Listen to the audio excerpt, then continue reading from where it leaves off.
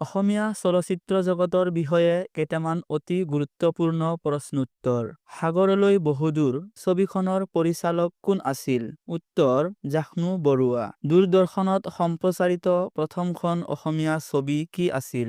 উত্তৰ বৃষ্টি। স্বৰ্ণকমল বঁটা লাভ কৰা প্ৰথমগৰাকী অসমীয়া পৰিচালক কোন? উত্তৰ জাহ্নু বৰুৱা। ৰাষ্ট্ৰপতিৰ ৰূপৰ পদক লাভ কৰা প্ৰথমজন অসমীয়া পৰিচালকৰ নাম কি? উত্তৰ নিপ বৰুৱা। ৰাষ্ট্ৰপতিৰ ৰূপৰ পদক লাভ কৰা প্ৰথমখন অসমীয়া ছবি কি আছিল? উত্তৰ ৰঙা পুলিচ। প্ৰথম অসমীয়া শিশু চলচ্চিত্ৰখনৰ নাম কি? উত্তৰ অবুজ বেদনা। শ্ৰেষ্ঠ সংগীত পৰিচালকৰ বঁটা পোৱা প্ৰথম অসমীয়া ছবিখনৰ নাম কি? উত্তৰ চামেলি মেমচাব। চামেলি মেমচাবৰ শ্ৰেষ্ঠ সংগীত পৰিচালক গৰাকী কোন আছিল?